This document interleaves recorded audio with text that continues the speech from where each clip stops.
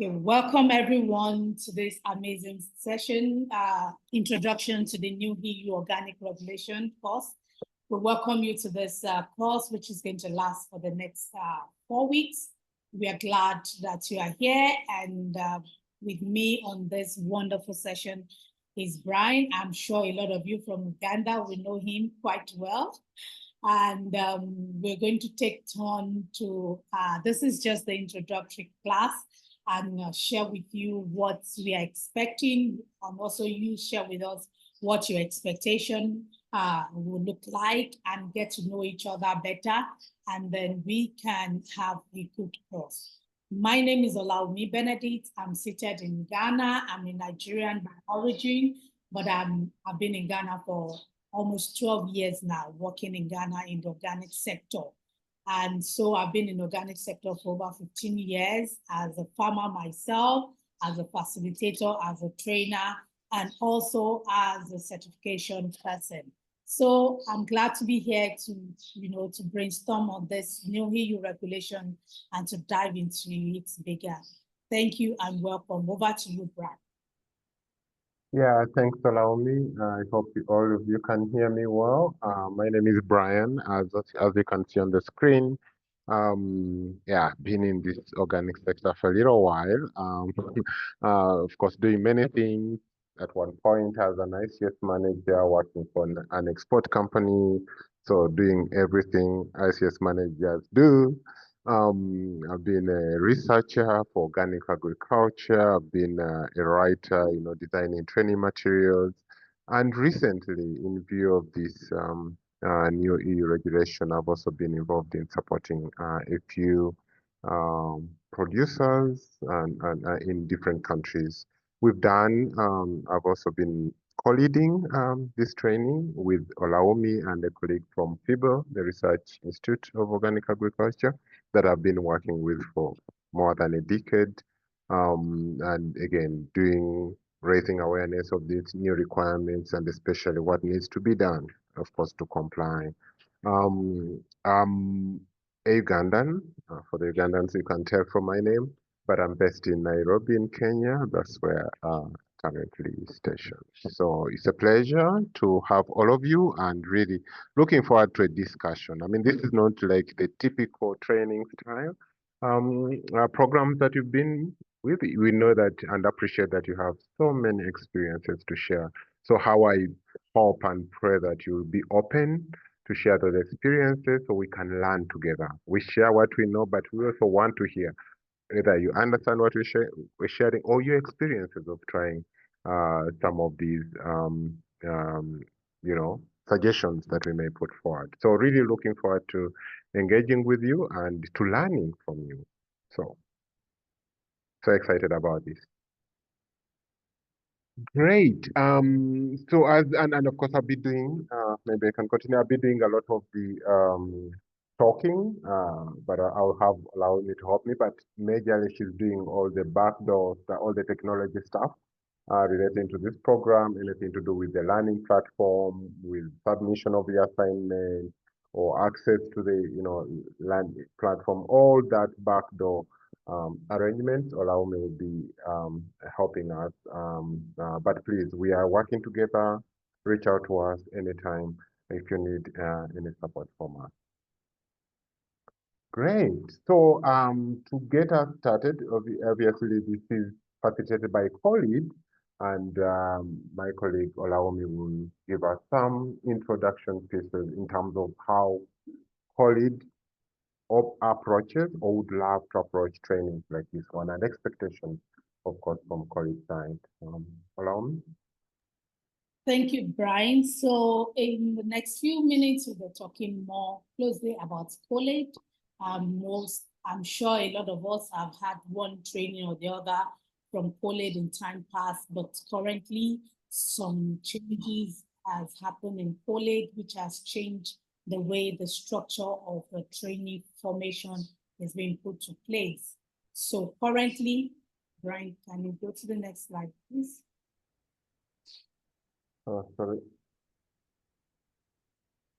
So college looks at the quality policy, they tend to meet the capacity need of everyone that comes to, take a course with them. And through this, College has been certified with the ISO 21001-2108 standard, which specifically guarantees that College is a training management system, and they are able to certify or assess people with the training course that they put. And through this quality policy, College is committed to guaranteeing a high quality orient and structured training to offer. They have the strength, they have the technical expertise with a lot of, experts around the world that they work with, and with local resources. They prioritize local resources so that it's able to meet the need of the people. Because as we know, College is seated in Europe, but they put the local expertise of different people like us to use so that we are able to relate better with the participants. And then they increase the number of people benefiting from the skills many times by encouraging the systematic and cascading transfer of knowledge and skills at different levels. So in College, you have the courses that are paced, that you can self-pace, that you can take at your own time. And then we have the courses that are training courses that are arranged like this one, that is for a specific period. So this makes College system very professional and with good management system to grow everybody. Next slide, please. College quality approach aims to ensure the satisfaction of learners. That is why when we start the course, you are being asked to put an expectation.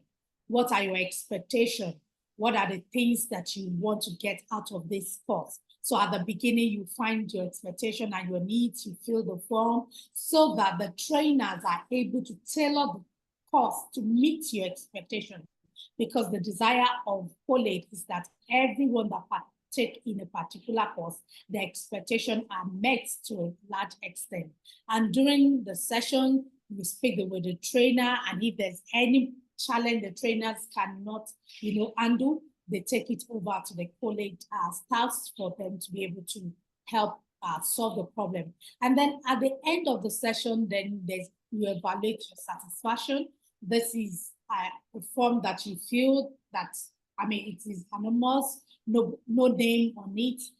You feel it according to how you've been able to go through the course and how satisfied are you in this course. And if you are still unhappy, you can submit a complaint form to College using the complaint form at any point in time. So College puts emphasis on measuring satisfaction, because we know that the time that you spend is very valuable and your time should be valued. Next slide. So College quality requirements.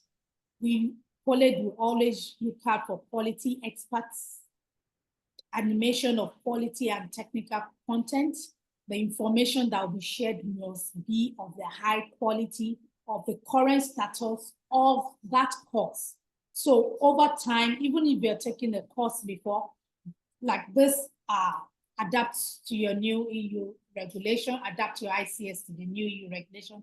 Things are changing per time, things are evolving over time. And so there's always need to be updated. And so the same course you took last time might not necessarily be everything in it that you will see in another time. And everyone is committed in College. There's trainers' code of conduct, there's learners' code of conduct. We respect each other, we respect the participant should respect the trainer, and that is how we can have a pleasant time together. And there's logistics to be deployed to guarantee everyone's well-being.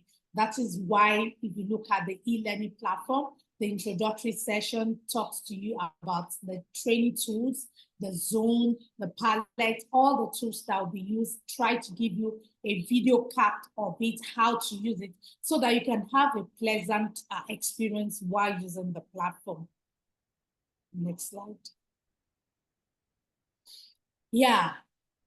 What are the trainers' commitments? What are the things that we college expect us to do as trainers that will meet learners' expectation and any special needs that you have, that will ensure enforcing a safe and supportive learning environment for you, encouraging collaboration and cooperation with and between others, speakers, and learners. And this information is important because that when we come as experts, we don't know it all. Like Brian said, we are colleagues. Even though we are in this we are in this space at this time, but we know participants have large experience because you are on the field also. So you are able to share your experience with us, and we are able to rub minds together. Assessing everyone fairly, we assess everyone fairly. There's no prejudice, even though Brian is from Uganda and a lot of Ugandians are here. So there is no preference to say this person is from my place or this, I know this person. It's a fair assessment for everyone. Remembering a good listener and remaining a good listener and ensuring that everyone can express themselves freely. So we give opportunity for everyone to express themselves freely. Please don't be afraid at any point in time. If you have a comment, feel free to raise your hand through the reaction button.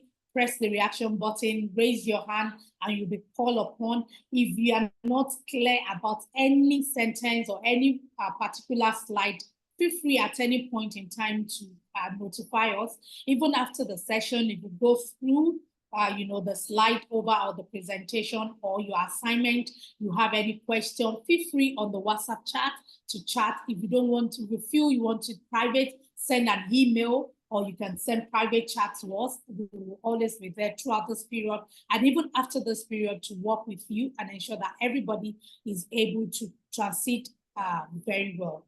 Respecting personal, organizational, and intellectual property data. College ensures that the trainers also are committed to, respecting the personal, the organization, and intellectual property of college. Next slide, please. Learners' commitment. What do we expect from you? We expect that you attend the course. Every session, every Zoom session is important. Every Zoom session carries the same mark. Every Zoom session is marked with attendance. If you will not attend, please send a chat or an email stating why you will not be able to attend that particular session. And then that will be recorded, because even when you are able to send that, there's a mark allocated for you putting that information out. Then you sign the attendance, they leave. We sign the attendance, they leave. That's why we ask that you change your name when you come to the Zoom session, if it's not your tool that you are using, so that we are able to pick your name accordingly. Be punctual. We expect that 5 minutes to the start of the training, people start joining the session so that we can start on time and we can end on time. We don't want the situation whereby some people come early and then we have to wait for others, whereby those who have come early, we are depriving them of their time at the end of the day. Respect the rules of the training, which we're still going to explain further. Have your own equipment, your computer, whether you're using your phone, and then you have a notebook to write, because there's some information that will be said in the course of the training that might not necessarily be in the slide. Then respect personal and organization data. This information are all seated in the e-learning platform of college, and so please respect it and don't customize them and say, these are my slides. They all belong to college. Respect cost sharing agreements with college after the training, whether you want to go a step ahead of this with them. Respect the cost sharing arrangement that college has put in place. Next slide, please. the learner undertakes to be active in his or her learning. This is also something that we want. We don't want it to be a teacher, student class. We want it to be as interactive as possible. We want to learn from each other. We want to see what are the challenges that you have that are the real challenges on the field that we can then be able to put our experience into to be able to solve so that everybody is able to transit by the end of this year into the new regulation. Give the best, do your assignment on time. There's time limit for every assignment. Please do your best to be able to submit this assignment. If you need any clarification at any point in time, please always ensure that you reach out to us. Next slide, please. Yeah. Like I said, the information, everything belongs to Collate, and it's protected in the server. Your information are also protected in the server. Documents and materials are provided by Collate. We take photos during this session, and like today, we are going to take a photograph. We will ask everybody to put on their camera, and all these are requirements that is expected of us as trainers to submit for Collate. Also for Collate to be sure that those who have registered for this session are able to attend. Next slide, please. I'm sure that's here. So, like we said, these are the rules. Attend all the session, submit all assignments on time, keep your microphone mute during the session, raise your virtual hands when you need to speak. Keep your camera off unless or requested. If your network is not strong, if your network is strong, you can keep your camera on if you are in a quiet place. Active participation is required at all times.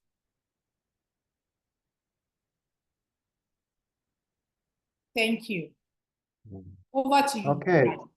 No, thanks. Thanks, Alaomi. I hope we still have everyone. I see some numbers were going down and up. I hope people, it's either connection or something that they drop off and come back. But anyway, I hope we can retain all of you through the session. So let's talk about the course. Now that we've had, what Collate wants to achieve, let's see what it has prepared for all of us in this course. So the question we start with, as always, why are we here? What are we trying to achieve with this course? So number one is really about the new EU regulation. As you all know about it, or have heard about it, it's really everyone is wondering, what is this new regulation and what are its implications for producers like yourselves exporting to the EU? So that's why we're having this, is to introduce that organic regulation and also highlight some of those implications. We want to discuss those implications. What does it mean for you and your ICS and certification processes?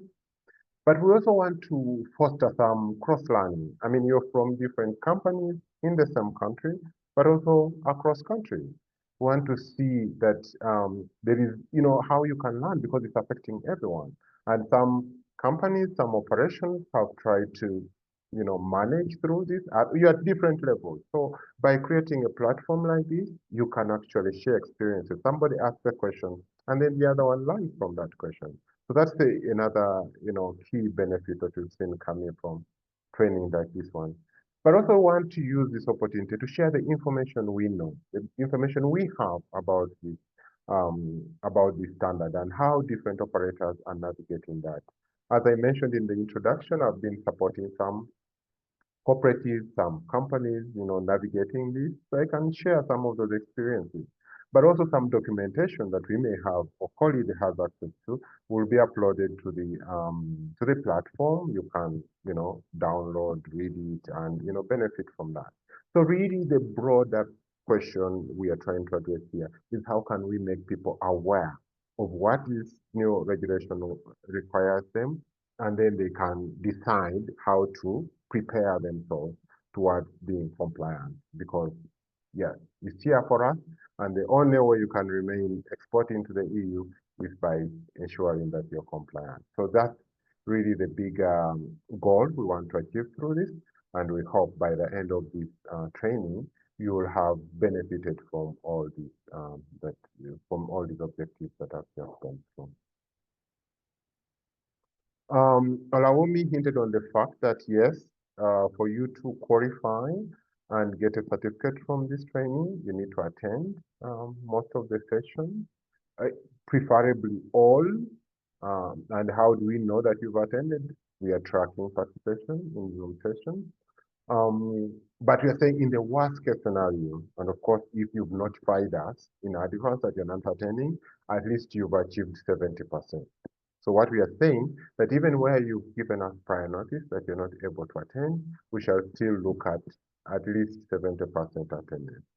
So ideal 100%, worst case scenario 70%. So really we want people to be on in the session, in the main sessions we are having on Mondays and in the debrief sessions we are having on Friday. We want to share, want to learn, we want to interact. And that's the only way we are going to achieve the objectives that I've highlighted in my last slide. We expect that we will complete 100% of all assignments. Attendance could be 70%, but our assignment is 100%. We really want everybody to participate. The quizzes that we're going to do after each session, as I will elaborate later, we want 100%. So even if you are not online in the training session, at least you need to do your private reading and come and attempt a quiz. So that there's no, exemption on that. And ultimately, at the end of the course, we need an evaluation from you before we hand over. So the evaluation itself does not contribute to your getting a certificate or not, but for you to receive it in your inbox, you need to submit the evaluation form. So really that we want everybody to improve their skills. We want to see that, yes, you've participated and you gained from it. There is no point in organizing sessions like this and then people are not able to immediately go and implement what they've learned. So that's why we are putting certain minimum requirements to make sure that happens. Just as a reminder, this training is being organized by Collid under the Fit for Market Plus project or program funded by the EU. We acknowledge that support. Like I was saying, all this investment going into a session like this, we really need to see results. We need to see your company, we need to see you complying to the requirements and continuing with export to the EU. So before I continue, I think we are at the point, and I like that many of you have been introducing yourselves in the chat and putting your expectations, what you want to benefit from this course. I don't know, allow me, I'm sharing my screen, but if you can, I would love to take a moment just to listen to some of those expectations coming through in the chat. If you can read a few, just to be sure that we align what we want to achieve, what Collid wants to achieve, and what you, the participants, want to achieve. We just want to be sure that we are aligned across. Okay, Brian. Diana said to know more about the new organic standard to implement standard easily to how to growers, the farmers. And let me see. To understand, Messi said to understand the new EU regulation and how best to implement it. And still trying to get other ones. I'm sure basically everybody's expectation. Margaret said, my expectation is to get a good understanding of the new EU regulation and also its practicability. Thank you. Expectation from Fred, learn how to organize small order farmers in a group for organic production and export. Yeah. Over to you, Brian. No, thanks. These are very good expectations. Unfortunately, no one is expecting to become my friend at the end of this course. So I'll hold that for myself. But I thought you'd want to know us and become a friend as a community, so to speak, in doing this. But That aside, these are all spot on expectations. We are going to jot them down. My colleague Oromi is going to help me, pick all of them and write them down. We shall revisit them at the end of the course just to make sure that we've actually met those expectations. And of course, if any new expectations come up along the way, please share via here during the session, on the WhatsApp group, via email. Anything that you see is not coming out the way you would have expected it to come out, please let us know. That's the only way we can meet those expectations, only if you let us know. If you don't tell us, we shall do it our way. That's always the easy way. Great. So let's continue. It's good to know this, and we shall try to meet the expectations as we can. So I had all of you saying it's about this thing called the EU Organic Regulation 2018-848. We want to understand it. You have to know how to implement it. Somebody is talking about practicability. Another person is talking about how to organize smallholder farmers to comply. That's the reason we're here. So let's just get to know a few basics about this standard. Yes, as we said, it's really it's a new. I mean, it's 2018. That's when it was formulated, but it's still called new because enforcement, we've had some time to enforce it, so it's still new for most of us. But what is important to underline, and this is really key because as you approach something new, you really need to understand why is that new thing coming into force? Why are we required to have to comply to a new standard? Was the old one not enough? The issue is about strengthening the organic integrity of production of especially imported products. But of course, as you will know, this applies, and we shall discuss, it applies to both crops grown in the EU, but also outside the EU. So really it's strengthening. And why do you strengthen an existing system? It's because there have been certain weak points, some loopholes, some observations over time. So that's why this new standard came into force to strengthen. It's not to eliminate anybody from the market. It's really to strengthen, to make it more beneficial, more compelling for both the producers, but also the consumers, the people, the European Union consumers that consume the organic products. So we want to protect, the law is to protect the producers, but also to protect the consumers and everybody working in the chain. When you talk about organic integrity, it's really to make sure that what is declared as organically produced, organically processed, organically packaged, and sold in an organic store that if somebody would buy it as an organic product is organic. So removing all opportunities and weak points that can actually compromise the organic integrity of those products. So that's really the underlying principle why we have a new regulation. And if you know that, then the way you approach it will definitely be different. I've had some statements from some corners that, oh, this is really to limit, how people can supply products to the EU.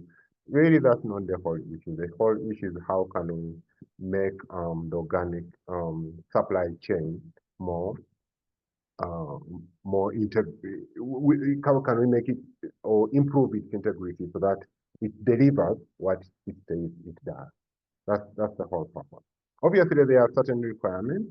As it's being strengthened, there are certain new requirements, there are certain areas that may look a bit difficult to comply with, but ultimately with trainings like these and other support, we should all be in a better state to comply. So the organic regulation, obviously we talk about the 2018-848, but it has many other complementary acts, that talk about different things. One talking about, like as you see on your screen, some talking about traceability, how, again, giving the details. So the 2018-848 is the kind of the core part of this standard, but additional explanation, additional details are provided in the complementary acts. For example, it talks about traceability, how it has to, so the question is always how. Then you have these additional acts that really go into the details of the how. When you talk about having consistent documentation and control, the question is how. Then you have another article really to explain it in detail. When you're talking about how authorized substances, which and when and how much, then you have an act to really go into the details of explaining, how that is done. But when you go to, and you have access to this slide, when you click that link, the UR-LEX, you'll find all these acts are linked and you can read in detail depending on what you have. But if you have at least the core, the 848, then it helps you really to know how the different other acts link to this main one, and they're all linked in the core. So it makes it very easy. So don't worry about all the others. Focus on the main, and where you need additional details, you'll find a link to the others, which really helps. And that consolidation was done in 2022, which makes it actually easier to find them. The other question that will always come, like I said, this was enacted in 2018, but we're still calling it new. Why are we still calling it new? Because we've had a 3-year preparatory, phase for us to implement it. So since January 2022, that's when certification started according to this new EU regulation. But for all operators, they were given until 31st of December of 2024 to meet the obligatory period for you to be compliant. So meaning, yes, people can, since January 2022, people, yeah, you could be certified, but it wasn't obligatory during those 3 years. But starting from 1st of January 2025, it's obligatory for everyone to be certified according to the new EU regulation if they are to continue to supply into the EU market. One thing, if you, and I'm sure many of you have heard this discussion around beyond January 1st, 2025 till 15th of October 2025, that window that has been opened up for people to, a little extension, derogation period, as it's being called. That one has its own specific requirements. As I'm going to discuss in the next slide. Yes, it still remains that January 1st, 2025 is a set date for compliance for all suppliers into the EU, but the EU has provided a small window, recognizing that many operators are still in the transition period. Many certification bodies are still getting recognized under the EU regulation, just to make sure that there is continuity, especially for trade purposes. It has given a window, what is being termed as a derogation period, between 1st January 2025 and 15th October 2025. That period is specific to, number one, operators that have been that have already applied, shown interest. They have started the journey, to meeting the requirements of the new regulation. So meaning that you've submitted your request, and if possible, you've actually even started being inspected or discussing with the CB about this new regulation. So so you can, and obviously you have the existing standard, certification according to the old regulation, but you've applied for the new and waiting for final compliance certification, then you can fit in this derogation period. That's number one. You've made the first step, you've made expressed interest. Number two, the certification body that you're dealing with has also received approval to certify according to the new EU regulation. And of course, that is now your responsibility to ask them to find out if you are ECOSAT, if you are, control union, are they approved to certify according to the new standard? Because that's the only way it can, apply. So you need to find out. They should have been approved, or at least in the process of being approved, that yes, they are also, complying or started the process of complying with the new requirements. That's number two. And then, of course, number three, that you have the existing certification according to the old standard, meaning that you are not in a vacuum. You have some form of certification. So meaning that any certification, if you don't have that certification, then it has to be issued until 31st of December 2024. Because after 31st December, or meaning from 1st January 2025, no new certificates should be issued according to the old regulation. So from that day, all new certifications should be according to the old regulation. All from January 1st, all new certifications should be according to the new regulation. So if you don't have it, if you don't have according to the old, then you miss out. So I want you to take notes clearly on those three requirements. One, that you've started the process. How do you start the process? You have to talk to your certification body. Number two, the certification body you're talking to should be approved to certify according to the new regulation. And number three, you should have an existing certification according to the old standard by 31st of December 2024. If you don't have it, then from 1st January 2025, all new certifications should be according to the new regulation. I hope that sheds some light, and happy to hear some questions, and we shall have a moment to discuss those. But that's what this slide is really entirely trying to present. For the countries that have been, exporting through the equivalent, what we call the equivalence countries, like Tunisia, I think from Africa, India, and others, and I know many of you on the call don't have. For them, they have until end of 2026 to negotiate a new new agreement with the EU and how that will happen. But none of you on the call belong to that category, so I don't have to go into details of that. What I've just explained previously is what belongs to all of you. You are all under the third country equivalent option, what we call the equivalent certification based on other standards. For some of you, it's according to, for example, EcoCert organic standard, etc.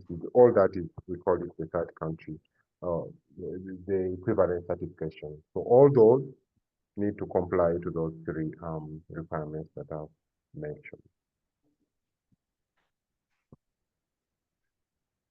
I think you've heard me talk about compliance so many times. One of the biggest changes in this new standard is that it works with compliance instead of equivalence. And compliance means that you do everything the same across the board, whether you're producing within the EU or outside the EU, it's the same requirement. In the old system with equivalence, you could have a national standard that could be approved to be equivalent to the EU standard, and you would get certification through that. That's what is happening to the equivalence countries. Or you could have another standard, like the EcoCert organic standard, also approved as equivalent to the EU, and you could get certification according to that. Meaning there are certain interpretation within the standard that are deemed equivalent to how the EU interprets them. In the new standard, it's about compliance. It's very detailed, prescribing literally most of the things with very little room to change.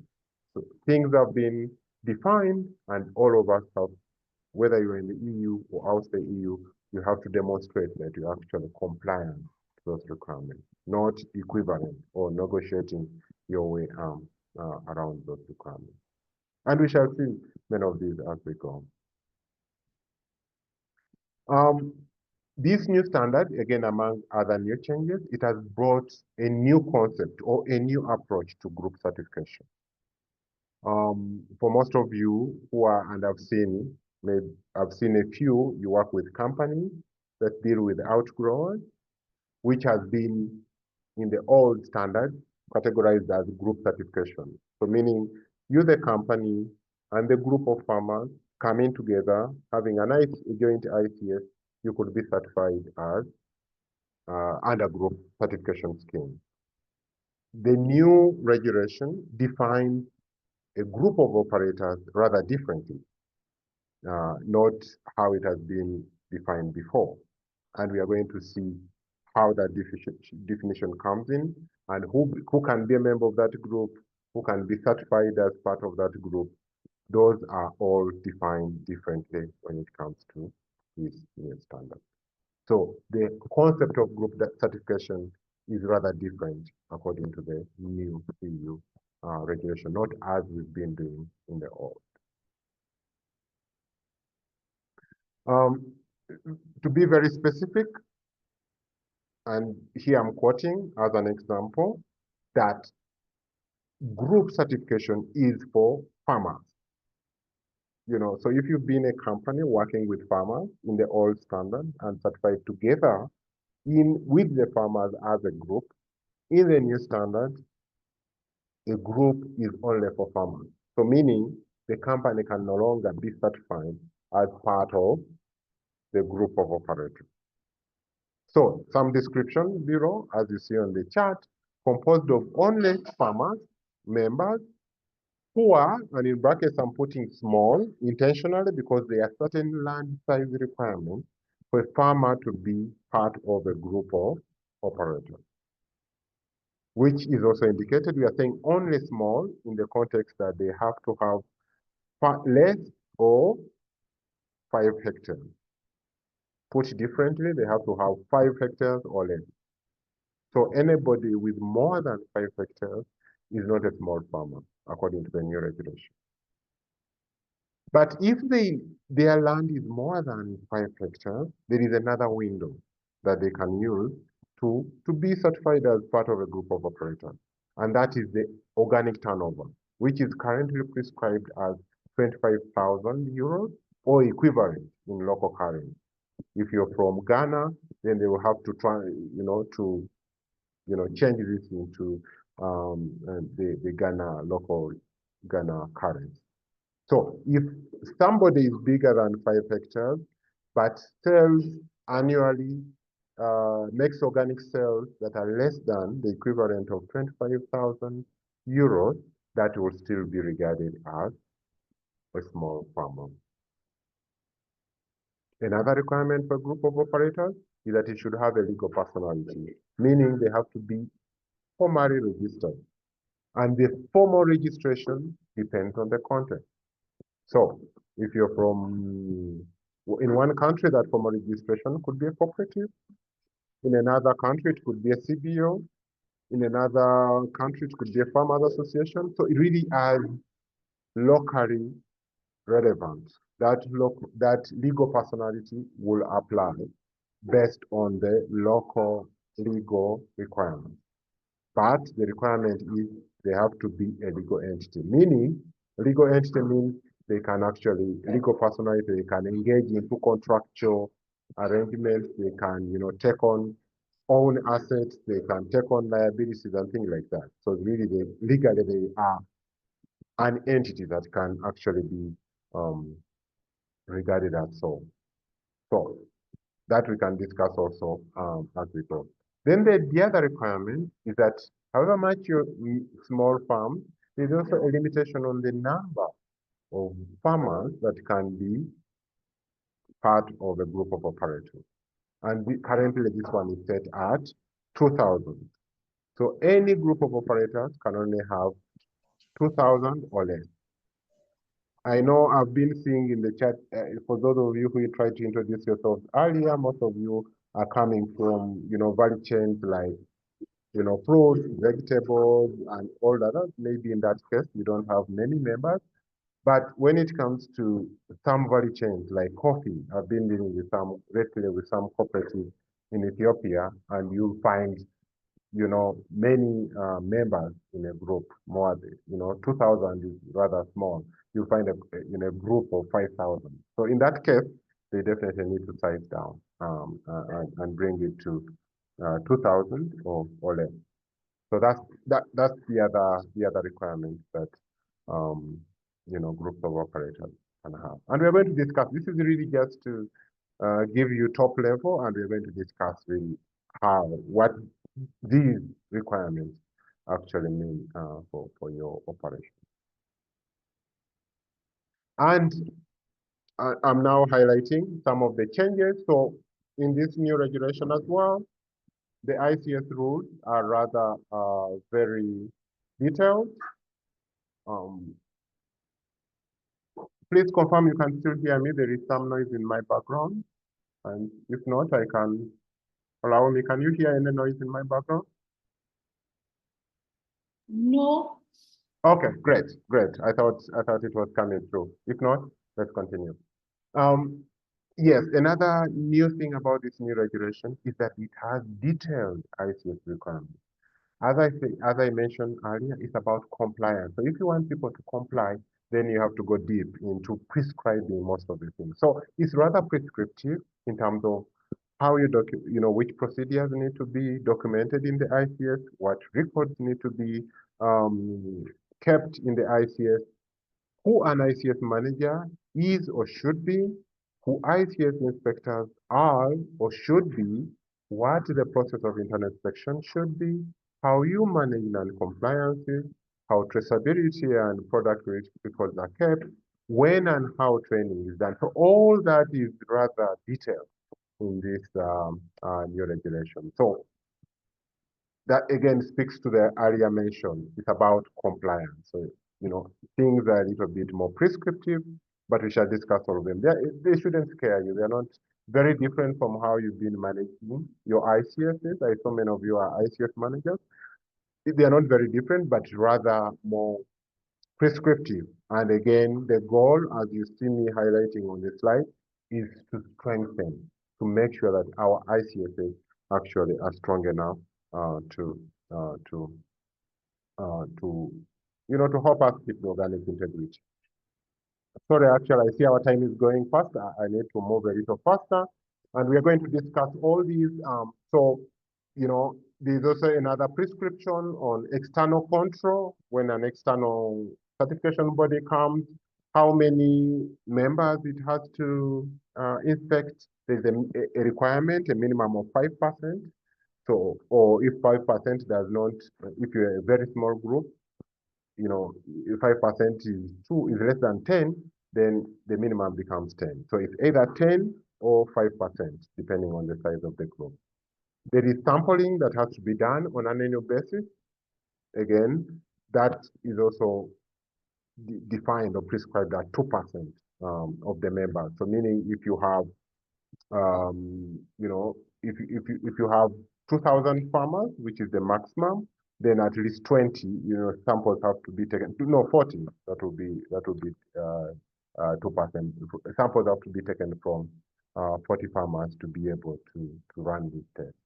But this is a composite sample, so it's not like you're going to take individually 40 samples and test them, but rather take from 4, and I mean that process.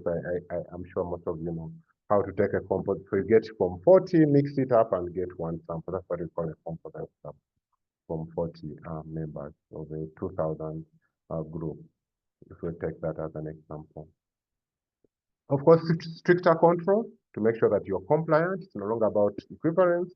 So reading what the regulation wants and what you're doing, but also, all these percentages taken, the 5%, the 2% can also change depending on the risk that is perceived according to your operation. So yeah, the standard says a minimum. So meaning they can inspect 10 or even 30% depending on the risk. So that's just set as a minimum. When we say sampling, at least 2%. The inspector can say 5%, again, depending on the risk. So these are just sent as benchmarks, but always the risk associated with the operation will define what percentages are taken. Yes, there is strong focus on documentation,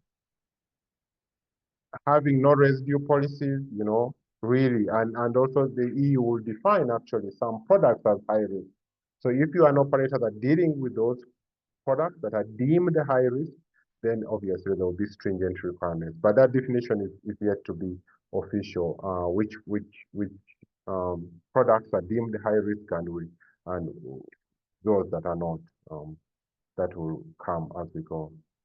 So obviously, yeah, as I said, crop production, there will be more stringent requirements on what you use, what you don't use, when do you get retroactive recognition of conversion period, when you use non-organic seeds, all those are really stipulated, and we shall have time to look at them. What plant protection products are allowed and not allowed, and I know in the African context, many of the homemade remedies, there are some stricter restriction on some of them. So we shall get to know all that when we are going through the session.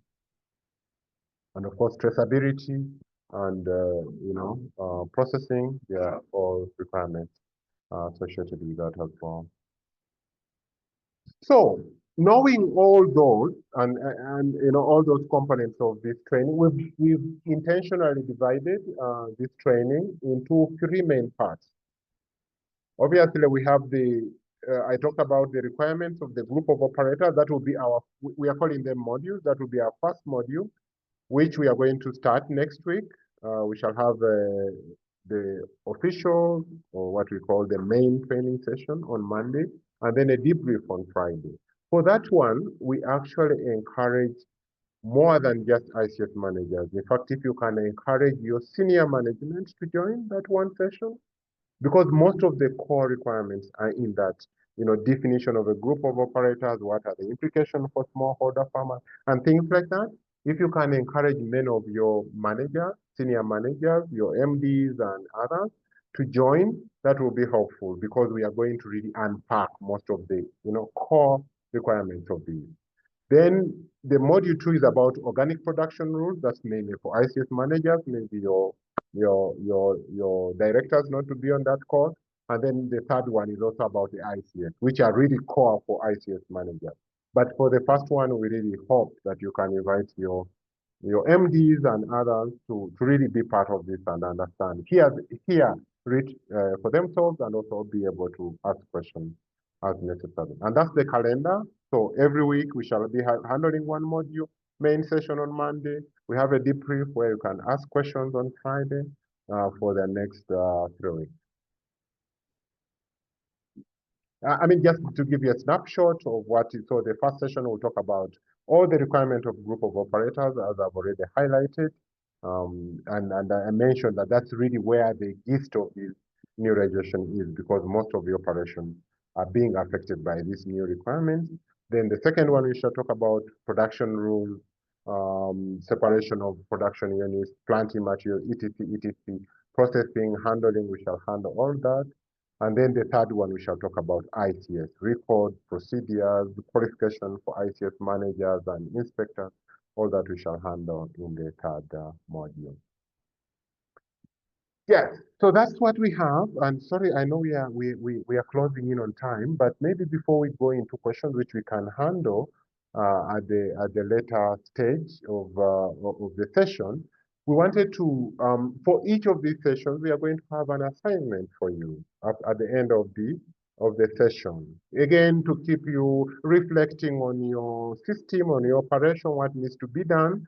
So for today, though this is an introduction, still we want to take the opportunity to understand how your operation runs.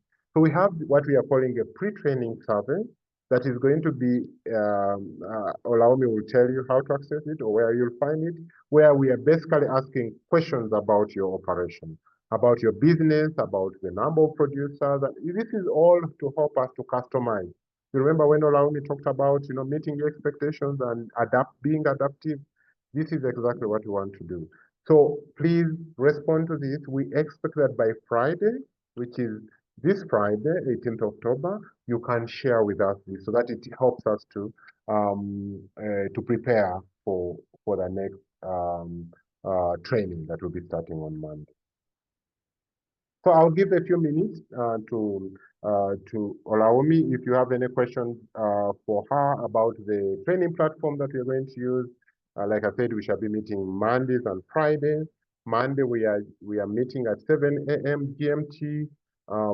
For East African-based colleagues, that's +3, so 10 a.m. Allow me to tell you about Nigeria and Ghana, and then I've already mentioned, taking through it in this course. So, Salome, you want to say something about the platform and how people can register? Yeah. Yeah, thank you very much. Thank you, Brian, for the presentation, and welcome again to everyone. And the few keynotes that we need to know is that before you can access the e-learning platform, you must be registered to the course. And if you have never taken a course with Coley, meaning that you have to first of all register as you want to access Coley, you need to first of all go on www.college and then you register your information, and then you are able to go into the course. Samotu from College has actually sent us an email. Everybody that has been selected for this course, you will have received an email from her last week stating the steps that you need to take for you to be able to access the e-learning platform. As of 2 days ago, I found out that very few people have registered on the e-learning platform. So please, by the end of today, you can only even access all this information that Brian, the PowerPoint, only on the e-learning platform. So you need to follow that steps. Get yourself registered if you have never done a course with College, then register for the course. The key to registering for the course has also been sent in the email that Samotu has actually shared with us. And then please ensure that you are constantly also on the WhatsApp, because a lot of the information will be sent via email, but correspondence will also be sent, short information will be sent on the WhatsApp. So for you to be able to access the assignment that Brian is saying, I'll quickly share my screen. Brian, can you share your screen? Okay, thank you.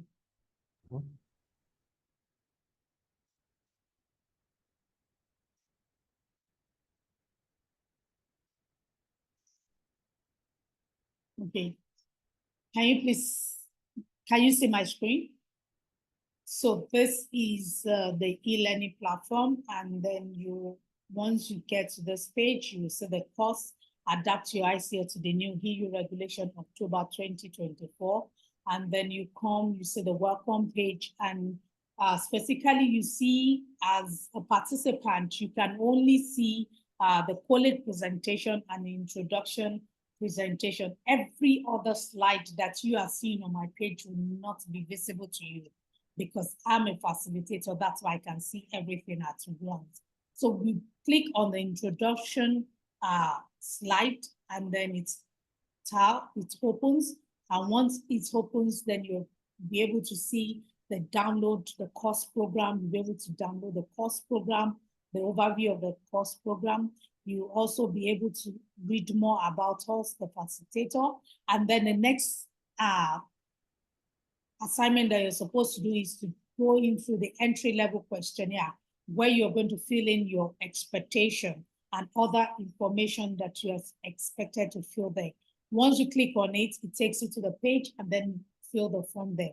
Then the next one is you have to introduce yourself. There is a particular order at which you have to introduce yourself. Please ensure that you do all this, because each particular activity that you're supposed to do carries a mark or a score for it. So everything is automated. So you, at the end of the day, you see that if you have not clicked and do certain activity, you will not have 100% at the end of the day, and then your certificate will not be issued to you. Then there's a tutorial for trainees, which helps you to see how to use Zoom, how to use other e-learning tools. And then you will come here and see the program that we used today, and then the PowerPoint that was presented by Brian today. And here is the assignment that Brian is talking about, the pre-training survey form, which will tell us about your ICS, your organization, the number of farmers, and things like that, so that we have a better understanding of your ICS, and then we can tailor this training to meet your expectation. Then there are other training resources that are available here. And if you want to watch this session, the session also will be posted here. You can see right now that is hidden from the student, you will not be able to see it at your hand. So after this session, the recording will be pasted there and you can watch, you can download it, and then you can keep it and also share it with your colleagues also. So kindly ensure that, like Brian said, by Friday, this assignment is submitted so that we are prepared for Monday's session. Thank you.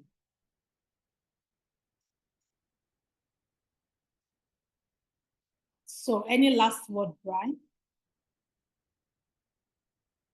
Oh, I lost Brian. Okay. So the last information that I would like to share is that I want to say thank you for joining. And on Monday, I will expect that we all join at least 5 minutes before the main session so that we can test our devices, also because it will be interactive. Also, I noticed today that a lot of people have issues with their internet. We will encourage that you also have a good internet connection so that you don't miss out. But if probably you're on the field or somewhere that the internet is not too good, it's advisable that after the session, you go back to the e-learning platform, download the video for the session, and then you watch it over so you can have a full glimpse of the information that was shared. And to any last comments from any participant, any question? Do you have any question? Do you have anything that is an issue that you want to clarify before we call it a day? And in the meantime, while anybody wants to raise their hand, can we all please put on our camera so that we can have the first photograph to submit to collate.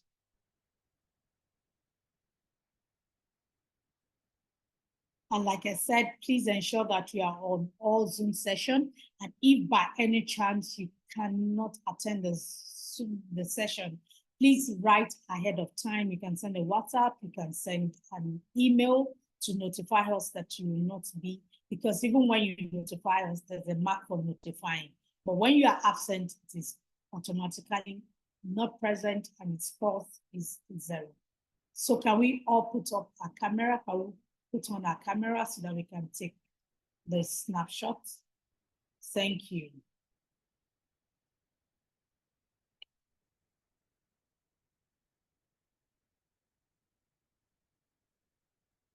Don't worry, it's just 1 second, 2 seconds, we are done. Can we all put on our camera, please? I'd like to see the face behind the name.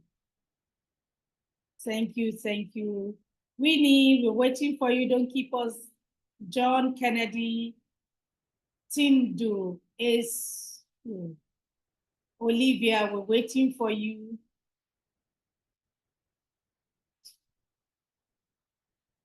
Okay, if they're not able to put on their camera, we'll just take this snapshot. One more time, please. Thank you. So I would like the following, I would like the following people to please wait behind for a quick information. That is Demetrius, and I don't know who is Adia, Babrie Idea. Sorry if I'm pronouncing your name wrongly. Can you please wait, and I will have a meeting. So thank you for joining, and see everyone on Monday for the main session. Bye for now.